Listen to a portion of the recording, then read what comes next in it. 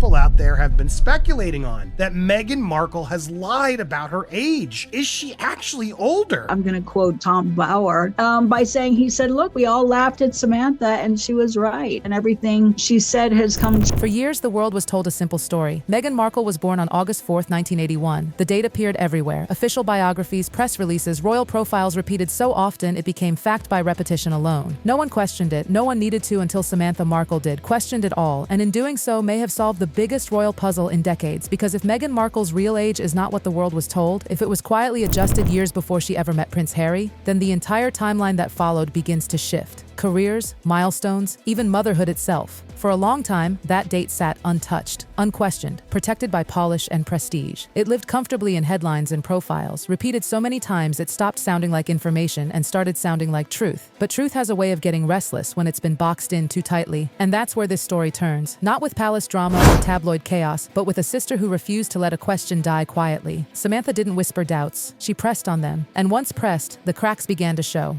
Age is supposed to be simple, a number, a fixed point. But in Hollywood, age is currency. Youth opens doors, youth buys time, youth reshapes opportunity. And when a career depends on perception, numbers become flexible, dates become soft, and stories get smoother with repetition. That's why this isn't just about a birthday. It's about the foundation of a public life and whether that foundation was altered long before the spotlight arrived. What makes this unsettling isn't malice, it's precision. Because if one detail shifts, everything connected to it tilts just enough to feel off. And when people close to you start feeling that tilt, they notice, especially parents.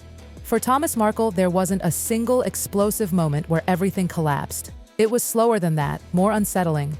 He began noticing small inconsistencies. Meghan's public timeline, when she graduated, when she entered certain spaces, how old she was during key events, didn't line up with the daughter he remembered raising. These weren't fuzzy recollections. They were life markers, the kind parents carry without effort. At first it felt strange, then persistent, then impossible to ignore. Thomas wasn't trying to expose anything. He was trying to understand how two versions of the same life could exist at once. A father doesn't forget years the way strangers do. He remembers birthdays, school milestones, graduations, the age written on forms, the age spoken aloud at dinner tables. These are not facts you Google, they're facts you live. And when Thomas listened to interviews, when he read polished biographies, something felt wrong. Not dramatic, just wrong. The dates drifted, slowly, quietly, but consistently. This wasn't anger, it was confusion. How could the daughter he raised be living inside a timeline that no longer matched his own memories? The more he looked, the more the math refused to cooperate. Numbers don't bend to sentiment, they either align or they don't. And somewhere between memory and mathematics, the realization landed. If the starting point was off,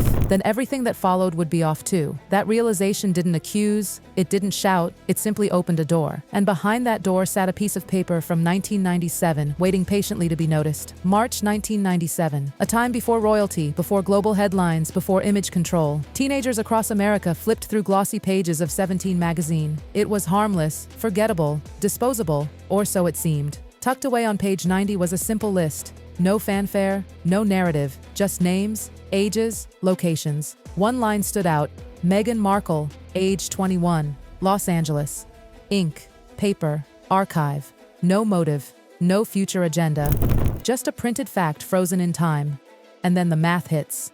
If Meghan Markle was born on August 4, 1981, she would have been 15 years old in March of 1997. Not 21, not close, 6 years off. That's not a typo, that's not rounding, that's a completely different life stage, and that's where this story stops being dismissible. Because this wasn't said in an interview decades later. It wasn't claimed online, it wasn't memory playing tricks, it was printed, distributed, archived, long before anyone had reason to rewrite anything. That page still exists, the number is still there, unchanged, waiting. So now there are two versions of reality sitting side by side. Version 1 is the official one, familiar, comfortable, repeated endlessly. Born August 4th, 1981, Los Angeles, 44 years old in 2025. This is the version defended, circulated, protected. Version 2 exists just as clearly. If that magazine was accurate, if Meghan was 21 in March of 1997, then her birth year shifts back to 1975 or 1976. That places her closer to 50 today, and 6 years changes everything. It reframes career timelines. It reframes opportunity. It reframes the pressure to appear younger in an industry that punishes age without apology. But the story doesn't stop at paper, because paper can be edited, narratives can be smoothed, public memory can be guided, bodies cannot. This is where pregnancy enters the conversation. Quietly at first, carefully avoided. Because medicine doesn't play along with image, hospitals don't bend to branding. The public was told a serene story. Soft lighting, calm energy, birthing balls. A peaceful experience, a quick recovery, home within hours. It sounded beautiful, cinematic, perfect. But perfection is often the first thing that collapses under scrutiny. Let's talk about time and movement and reality. According to the public account, Meghan received 2 epidurals during labor, then recovered quickly, then left the hospital, then returned to Frogmore Cottage within roughly 2 hours. That's where the story breaks. Epidurals are not casual. They require monitoring, observation. Sensation must return. Vitals must stabilize. Patients do not stand up and walk out minutes later, and 2 epidurals intensify that requirement. Now add distance. The drive from the Portland Hospital to Frogmore Cottage alone takes about an hour, sometimes more. That leaves less than an hour for labor, delivery, recovery, observation, discharge, and travel. That window does not exist. Not in medicine, not in reality. Clocks don't lie, protocols don't bend, bodies don't cooperate on command, and this is where age quietly returns to the center of the story. Not as gossip, as classification. Pregnancies over 35 are labeled geriatric. The term is clinical. It signals risk, it demands stricter monitoring, fewer variables, longer observation. According to accounts, Meghan's pregnancy fell into this category. High-risk pregnancies are not spa days. They are controlled environments, careful oversight, no rush, no shortcuts. Then comes preeclampsia, one of the most dangerous complications in pregnancy. Treatment involves magnesium sulfate, blood pressure regulation, constant monitoring. Hospitalization isn't optional. Discharge isn't flexible. Candles and calm language don't override medical necessity. If preeclampsia was present, leaving within hours would not have been allowed. Period.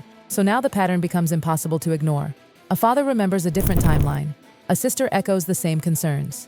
A magazine prints an age that contradicts the official story. 2 birth years coexist.